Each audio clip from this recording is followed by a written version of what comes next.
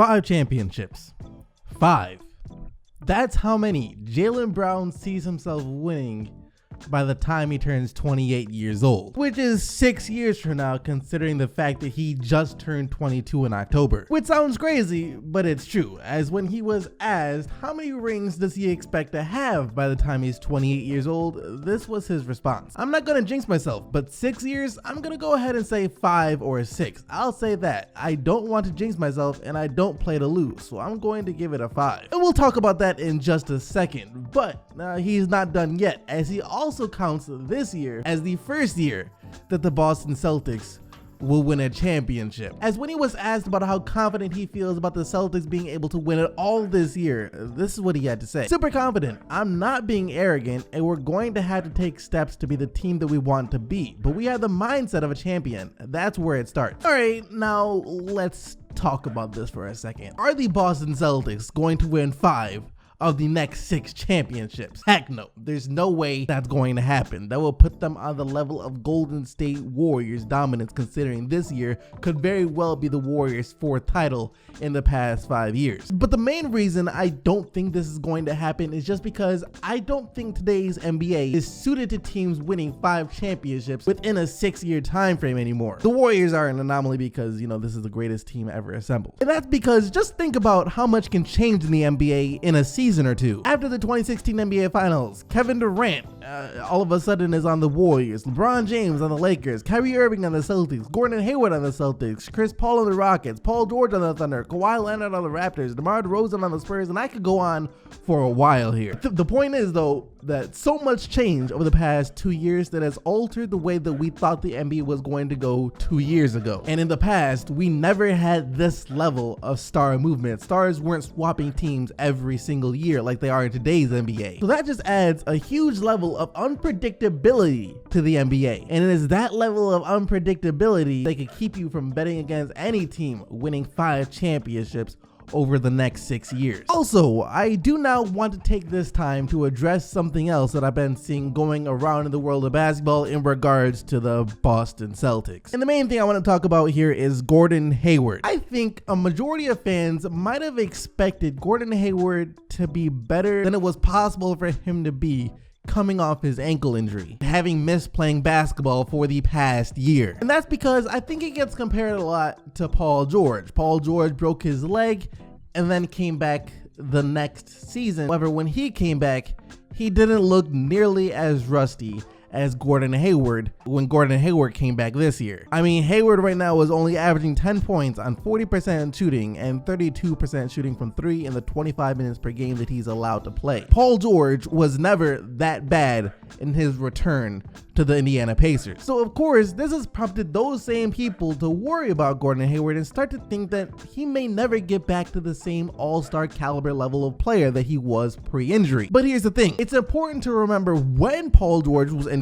and when he was able to resume basketball activities. Paul George hurt himself in the middle of the summer, missed most of the very next season. Remember, he did come back towards the very end, played the last 6 or 7 games, I believe it was, for the Indiana Pacers that year, and in that time, he did look extremely rusty. However, he then had the full offseason to work himself back into basketball shape, get his body and his mind right in preparation for the upcoming season, so that when the season started, he didn't look nearly as rusty as Gordon Hayward does now. Because for Gordon Hayward, he hurt himself in the first game of last season, missed all the season and most of his summer as well. So he never had that opportunity to work himself back into a rhythm, get his mind and body right over the offseason. So he's trying to do that right now in live game action. But not only is Gordon Hayward not comfortable with his own game on the court, but he's still not comfortable playing alongside his new teammates either. He's coming back to a team where he isn't the only star player. Can't just take a bunch of shots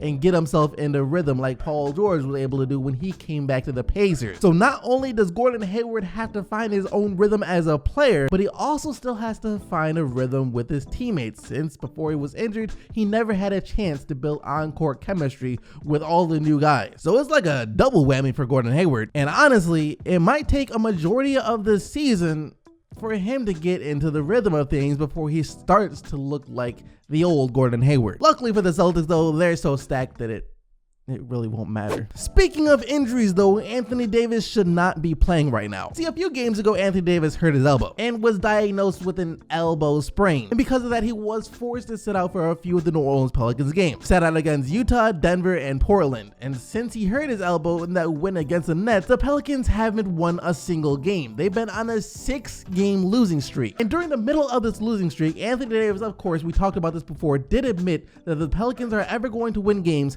it's going to require him playing at his highest level. However, since his injury, he hasn't been able to do that, as he's only averaging 18 points per game on 37% shooting from the field and not even 10 rebounds per game. We have never seen Anthony Davis not be able to dominate like this in quite some time. But as it turns out, Anthony Davis is still hurt. He's still dealing with elbow problems. As head coach of the Pelicans, Alvin Gentry said this yesterday. I'm sure that he's saying that he is healthy. I still think he's having some problems. The big thing is he wants to be out there. He's not going to do anything to further hurt it or anything like that. Obviously, I think he's very capable of playing a ton better than he is, but I also don't think he's healthy either. He probably won't tell you guys that, but I don't think that he is. And even Steven Adams, after the Thunder beat the Pelicans a couple of nights ago, said that he thinks something is up with Anthony Davis because when he was guarding him, he noticed that Anthony Davis was missing a lot of shots that he would normally make in his sleep. So Anthony Davis' elbow is for sure giving him problems. And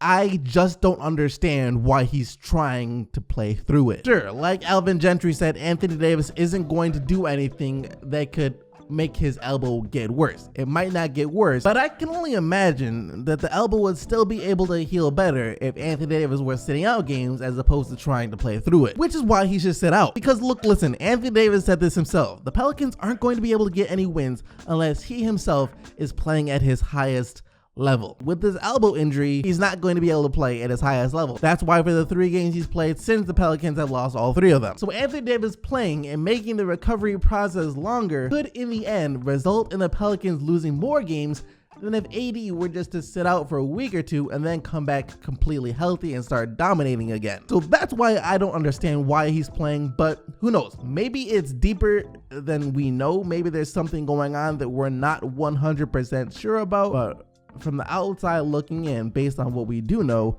Anthony Davis playing right now sure as heck does not make a heck of a lot of sense. Anyways, that's going to do it for the main topics for today's video. Let me know what you guys thought about them down in the comment section below, but now let's just take a quick look at the games from last night. The Portland Trailblazers managed to beat the Bucks yesterday, handing them the 2nd loss of the year, and it was thanks to CJ McCollum scoring a season-high 40 points, and the rookie Dante DiVincenzo. It was a really long night for him because McCollum was doing everything in his power to embarrass the kid, and he did. Time and time again. 118-103 the final score. Turns out the Wizards' last win that they had against the Knicks wasn't a turning point for the team, as they are back in the losing column once again. This time they lost to the Dallas Mavericks 119-100. I wonder how much longer this is going to carry on before the Washington Wizards realize they need to make a change. Luka Doncic with 23 points and 6 rebounds for Dallas, while Harrison Barnes also played well with 19 points and 13 rebounds. Trae Young is going to be really nice, especially once the teammates around him improve as well, since it's a lot easier to make plays for good players